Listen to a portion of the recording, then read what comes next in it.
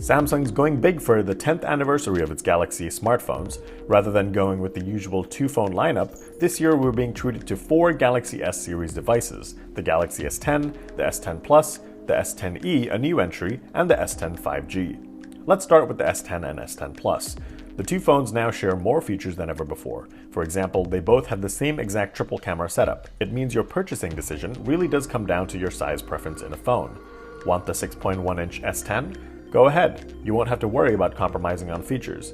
The S10 Plus has a 6.4-inch screen, and both have Quad HD Plus screen resolutions, though the S10 is slightly sharper because it has a smaller screen with a higher pixel density. The bezels have been shaved down even further to provide an impressive 93.1% screen-to-body ratio, and that's largely thanks to Samsung's Infinity O display, which is what it's calling the floating selfie camera on the top right of the phones. It's also known as a hole punch camera, as it looks like a hole punch on a piece of paper. It makes the notification bar slightly thicker, but I haven't found it to be distracting when using it with other apps. It looks better than phones with notches, in my opinion, and while a true bezel-less screen would be ideal, I think the Infinity O screen looks pretty futuristic. Samsung has outfitted a new screen technology in these phones called the all-new Dynamic AMOLED display.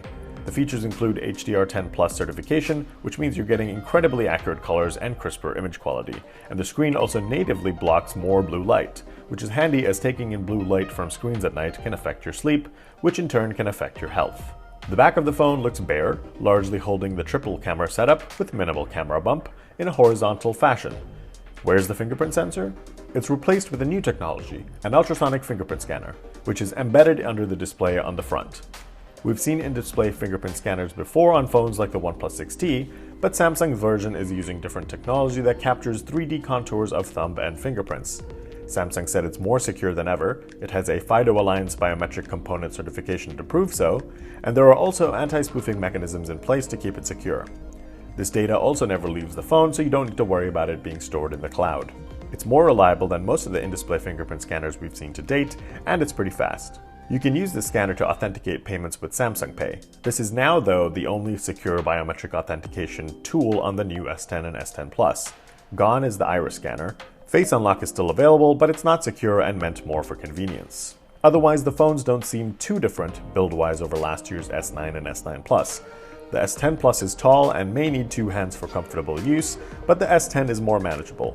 There's glass on both the front and back as usual, and in case you're worried about screen protectors affecting the fingerprint sensor, Samsung said protectors will need to be certified by the company to work properly with ultrasonic tech, so make sure you grab the right ones. It's also worth noting that the 512GB and 1TB versions of the Galaxy S10 Plus come exclusively in a white or black ceramic backplate, as a commemoration of the 10-year anniversary.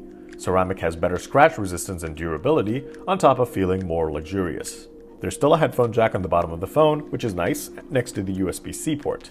The Bixby button is sadly still here, and the stereo speakers are tuned by AKG and feature Dolby Atmos support, though we haven't tested them quite yet. The S10 and S10 Plus are powered by Qualcomm's Snapdragon 855 processor, so you should get fantastic performance. Both have 8 GB of RAM, but the 1TB S10 Plus model has a whopping 12 GB of RAM. They support micro SD card slots as well if you need more space. The phones are running Android 9 Pie with Samsung's new One UI interface, where there are now darker themes and critical elements of the interface are now positioned in the bottom half of the phone for easier access. There aren't a ton of new software features, but Samsung did say you can expect faster app launch times as the phone will learn your habits and preload apps before it thinks you will use them. Over to the camera, the S10 and S10 Plus have the same two cameras as last year's S9 Plus. A standard 12-megapixel lens with an f1.5 to 2.4 variable aperture is paired with a 12-megapixel telephoto lens with an f2.4 aperture for 2x optical zoom. There's now a new 16-megapixel ultra-wide-angle f2.2 lens, which makes the camera more versatile as you can now capture more in a single photo. Scene Optimizer, which recognizes scenes to enhance photos using artificial intelligence, now supports 10 more scenes such as dogs, cats, and babies. There's also a feature in the camera app called Shot Suggestions, which can let you know when the camera is tilted so you can save yourself the hassle of straightening it later on. In terms of video recording, Samsung said the phones support super steady video capture, and they can also capture footage in HDR10+. The front hole punch camera is a 10-megapixel lens with a f1.9 aperture, and what's impressive is it can capture 4K UHD content. It's just a solo camera on the S10, but the Plus has a second 8-megapixel lens with the f2.2 aperture.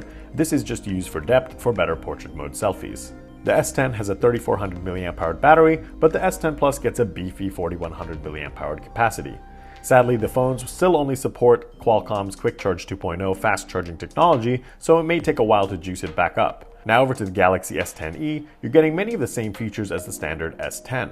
The key differences are that it does not have an edge display, so the sides of the phone don't curve. There's a 5.8-inch screen with no in-display fingerprint scanner. Instead, there's a capacitive one indented on the right of the phone. There's only a full HD Plus resolution, the base model has 6 gigs of RAM, there's a smaller 3100 mAh battery, and you won't find the telephoto lens here, just the ultra-wide angle paired with the standard one.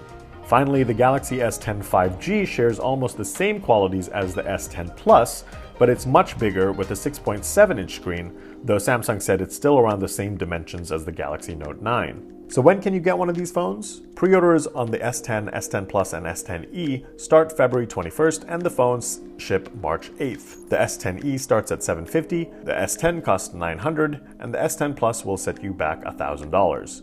We don't know what the Galaxy S10 5G will cost, but it will arrive in the second quarter of the year as a Verizon exclusive, but will soon be available on all the other major carrier networks in the US. The S10 and S10 Plus specifically seem like the phones to buy, as they have everything and anything you'd want in a phone. But if the price is too high, the S10e is a compelling offer. There's no need to rush to buy the Galaxy S10 5G, as there won't be any kind of nationwide 5G service for quite some time.